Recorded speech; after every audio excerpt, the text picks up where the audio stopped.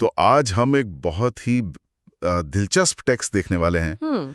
ये नए साल के बारे में है, पर जिस तरह से ये नए साल की बात करता है वो हमारे आम न्यू ईयर रेजोल्यूशन से बिल्कुल अलग है। बिल्कुल अलग। हम सब लेते हैं वो रेजोल्यूशन। हाँ, हम सब नए साल पर संकल्प लेते हैं, जिम जाएंगे, कोई नई आदत डालेंगे और फिर फरवरी तक सब भूल जाते हैं। हाँ, एग्जैक्टली। तो आज हमारे पास एक आध्यात्मिक प्रवचन है जिसे मुरली कहा गया है। इसकी तारीख है 23 नवंबर 2025 और ये टेक्स्ट कहता है कि शायद हम गलत चीजों पर ध्यान दे रहे हैं। अच्छा। ये सफलता का एक ऐसा ब्लूप्रिंट देता है जो बाहरी उपलब्धियों पर नहीं बल्कि 5 आंतरिक खजानों पर टिका है।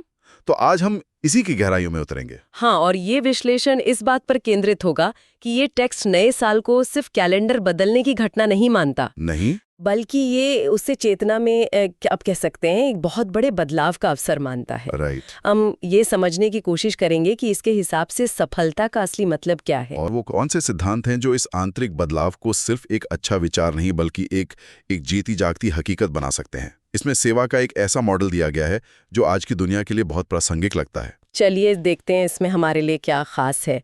शुरू करते हैं। टेक्स्ट की शुरुआत ही एक बहुत मजेदार तुलना से होती है। ये दुनिया के नए साल के जश्न और एक आध्यात्मिक नजरिए से मनाए जाने वाले उत्सव में फर्क बताता है। हाँ, वो दीपक वाली बात। हाँ, कहता है कि दुनिया वाले बुझे हुए दीपक जलाकर एक दिन का जश्न मनाते हैं, लेकिन यहाँ उन आत्माओं की बात हो रही है जो खुद जगे हुए दीपक हैं। ये फर्क क्या है? सिर्फ एक सुंदर उपमा है या इसका कोई गहरा मतलब है? नहीं, ये सिर्फ एक काव्यात्मक तुलना नहीं है। ये चेतना के स्तर पर एक बुनियादी फर्क है। बुझा हुआ दीपक जलाना मतलब खुशी को बाहर से खोजना, जैसे पार्टी, शोर शराबा। हाँ, एक दिन का उत्साह। लेकिन जगा हुआ दीपक होना मतलब खुशी का स्रोत आपके अंदर है।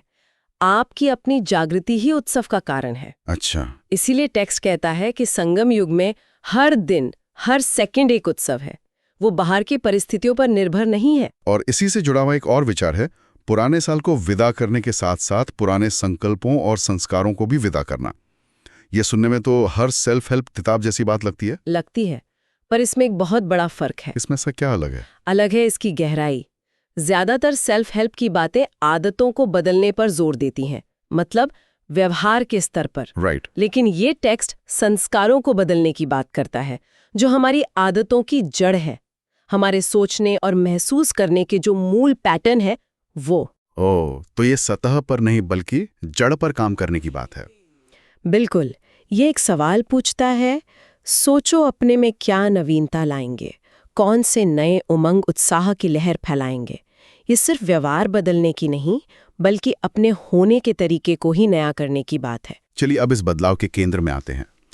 टेक्स्ट का एक मुख्य विचार है इस नए साल को सफलता मूर्त बनने का विशेष वर्ष बनाना। और यहाँ सफलता का मतलब पैसा या शोहरत नहीं है।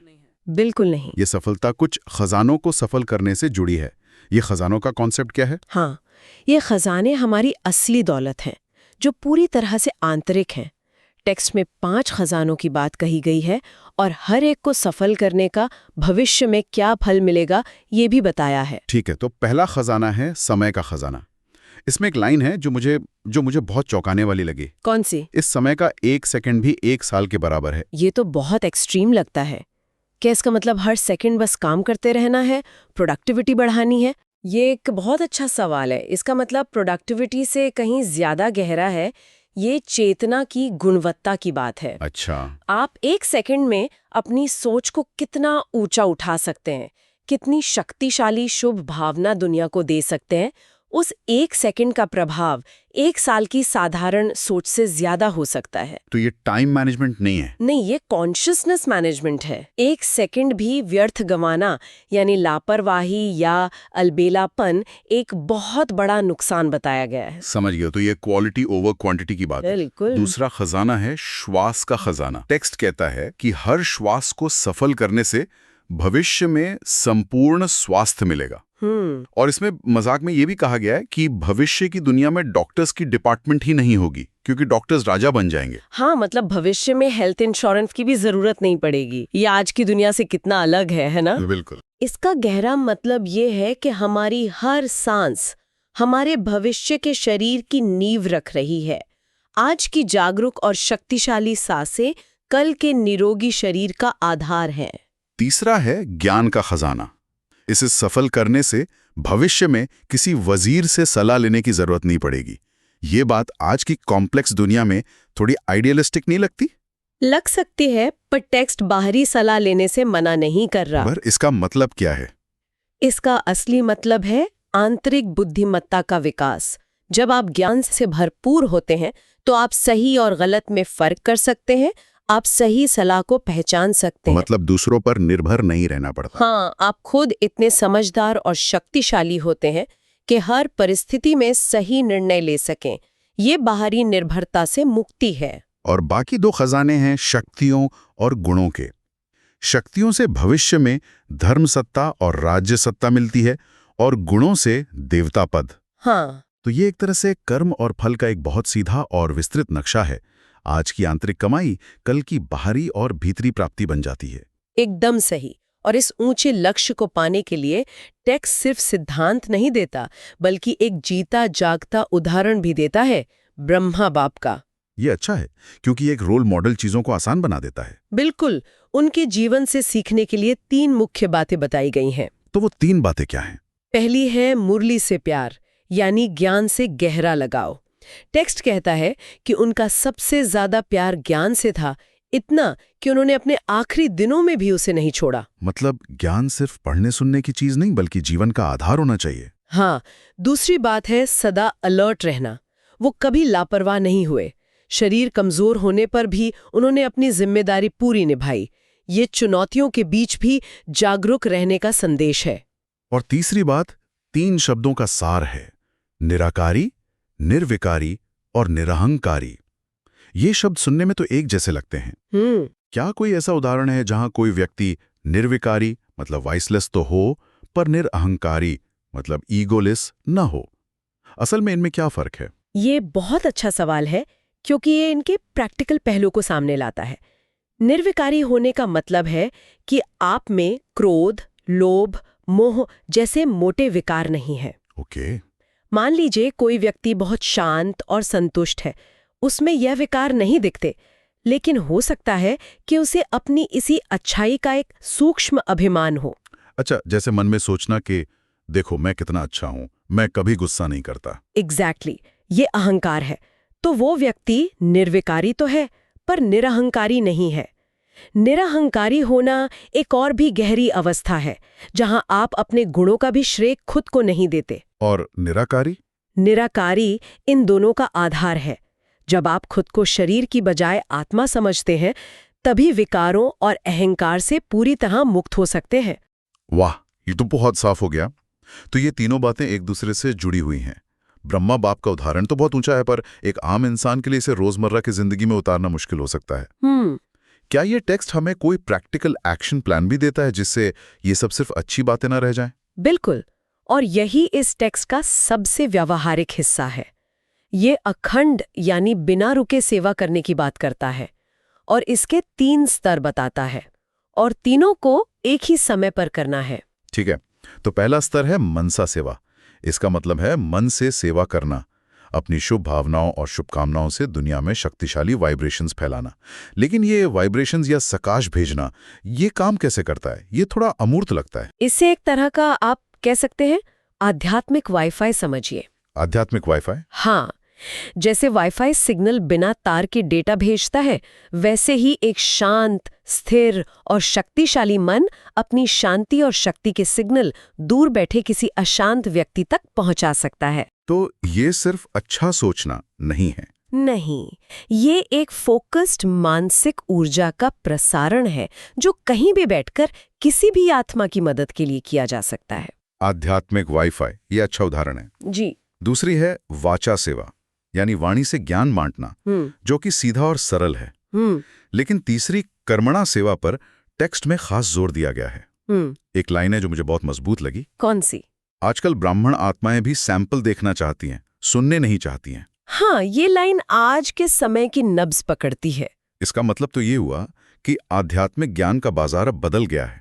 सिर्फ थ्योरी बेचने से काम नहीं चलेगा, आपको प्रूफ ऑफ कॉन्सेप्ट दिखाना होगा। बिल्कुल। क्या ये इस आंदोलन या किसी भी आध्यात्मिक मार्ग के लिए एक नई चुनौती है? ये एक चुनौती भी है और एक अवसर भी।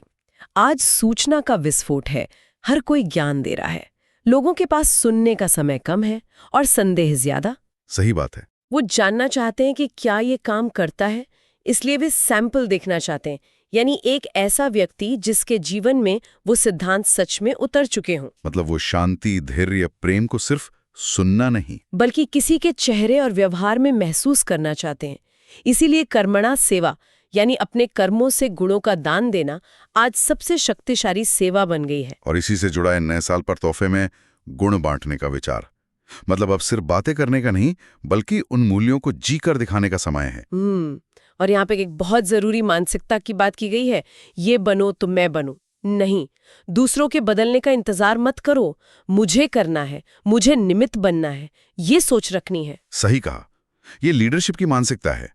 दूसरा करेगा, मुझे देख के और करेंगे, ये इंतजार करने वालों की सोच है। और मुझे देख और करेंगे, ये बदलाव की शुरुआत करने वालों की सोच है। ये हर व्यक्ति को परिवर्तन का स्रोत बनाता है, न कि सिर्फ एक अनुयायी। तो इनसे प्रयासों का जो अंतिम लक्ष्य बताया गया है वो है नो प्रॉब्लम कंप्लीट। ये एक दिलचस्प वाक्यांश है। हाँ। क्या इसका मतलब है कि जीवन में समस्याएं आना बंद हो जाएंगी? नहीं, इसका मतलब ये नहीं है कि समस्याएं नहीं आएंगी। दुनिया में परिस्थितियां तो बदलती रहेंगी। तो फिर नो प्रॉब्लम कंप्लीट एक आंतरिक अवस्था है। इसका मतलब है कि कोई भी बाहरी परिस्थिति आपके लिए समस्या नहीं बनेगी, वो आपके मन की शांति को भंग नहीं कर पाएगी। आप उसे एक चुनौती या पार करने की सीढ़ी के रूप में देखेंगे, ना कि एक बाधा के रूप में। बिल्कुल, ऐसी आत्मा ही विजय माला का मणका बनती है, यानी हर हाल में विजयी रहती है। अगर कोई इस नो प्रॉब्लम वाली स्टेट में पहुंच भी जाए तो उसे बनाए रखना कितना मुश्किल है। यहीं पर शायद उस रूहानी नशे का रोल आता है जिसकी बात टेक्स्ट में की गई है। ये नशा किस चीज का है? ये नशा इस गहरे विश्वास और अनुभव से आता है कि हम अनगिनत बार बाप समान बने हैं। अच्छा, कि ये कोई बही बहती जाने वाली मुश्किल चढ़ाई नहीं है। नहीं, ये एक दोहराया हुआ इतिहास है। ये नशा एक तरह का आध्यात्मिक आत्मविश्वास है। टेक्स्ट कहता है, अगर रूहानी नशा नहीं तो निश्चय भी नहीं है। लेकिन ये सिर्फ एक अंदरूनी एहसास नहीं है। टेक्स्ट जोर देता है कि ये नशा कर्म में, चलन में, चेहरे में दिखाई दे। मतलब ये आपकी पर्सनालिटी का हिस्सा बन जाए, आपकी आंखों से, आपकी मुस्कान से, आपके हर काम से झलके। तो ये एक साइकिल की तरह है। निश्चय से नशा आता है, उस नशे से कर्म करने की शक्ति मिलती है, जो फिर से निश्चय को और पक्का करती है। हाँ, एक पॉजिटिव फीडबैक लूप बन जाता है। और ये एक जीती जागती हकीकत बन जाती है, सिर्फ एक अच्छा विचार नहीं। बिल्कुल। तो आज की इस गहरी चर्चा का सार ये है कि ये टेक्स्ट नए साल को एक आंतरिक क्रांति के अवसर के रूप में देखता है। ये सफलता की परिभाषा को बाहरी उपलब्धियों से हटाकर हमारे आंतरिक खजानों पर, हाँ, समय, सोच, गुण और शक्तियों के सही इस्तेमाल से जोड़ता है। और ये एक स्पष्ट एक्शन प्लान भी देता है। मन, वाणी और सबसे महत्वपूर्ण कर्म से निरंतर सेवा और दूसरों का इंतजार किए बिना खुद एक सैंपल या उदाहरण बनना। लक्ष्य है एक नो प्रॉब्लम वाली आंतरिक अवस्था को पाना, जहां आत्मा हर परिस्थिति में स्थिर और संपूर्ण हो। इस टेक्स्ट में एक वरदान भी शामिल है जो एक बहुत गहरा और चुनौतीपूर्ण विचार हमारे सामने रखता है। उसमें कहा गया है कि ग्लानि करने वाले को भी गुणों की माला पहनाओ, यानी जो आपका अपमान करे उसे भी आप सद्गुण बैठ करें। ये सुनने में बहुत मुश्किल लगता है। बहुत मुश्किल। मान लीजिए ऑफिस में किसी ने सबके सामने आपका मजाक उड़ाया। उस वक्त गुणों की माला पहनाने का मतलब क्या होगा? क्या इसका मतलब है कि आप चुपचाप उसकी तारीफ करना शुरू कर दें, या इसका कोई और गहरा मतलब है? ये एक बहुत ही प्रैक्टिकल सवाल है। गुणों की माला पहनाना का मतलब चापलूसी करना या झूठी तारीफ करना नहीं है। तो फिर क्या है? इसका मतलब है कि आप उस व्यक्ति के नकारात्मकता का जवाब अपनी सकारात्मकता से दें। उस स्थिति में इसका मतलब हो सकता है एक, मौन की शक्ति, नाराजगी या गुस्से से जवाब देने की बजाय एक गरिमापूर्ण मौन। हाँ, ये अपने आप में एक गुण है। दूसरा, शुभ भावना, मन ही मन उस व्यक्ति के लिए क्रोध नहीं, बल्कि ये सोचना कि शायद ये किसी तनाव में है, इसका भी भला हो। ये मनसा सेवा है। और तीसरा, अवसर पर मदद। बाद में जब उसी व्यक्ति को किसी काम में मदद की जरूरत पड़े तो बिना किसी द्वेष के उसकी मदद करना, ये कर्मणा सेवा है। अच्छा, ये देना ही लेना बन जाता है। जब आप लगातार नकारात्मकता के बदले में सकारात्मकता देते हैं तो सामने वाले के बदलने की संभावना बढ़ जाती है। ये आज की आई फॉर एन आई वाली दुनिया में एक बहुत बड़ी चुनौती है। ये सोचने पर मजबूर करता है कि अगर हम हर नेगेटिव कमेंट, हर अपमान का जवाब गुस्से या चुप्पी से नहीं, बल्कि एक सक्रिय सकारात्मक गुण से दें, चाहे वो धैर्य हो, चाहे क्षमा हो, या चाहे निस्वार्थ मदद हो, तो क्या बदल सकता है? सिर्फ हमारे अंदर ही नहीं, बल्कि हमारे रिश्तों में, हमारे काम करने की जगह पर और शायद हमारे समाज में भी। ये एक विचार है जिस पर हम सबको सोचना चाहिए।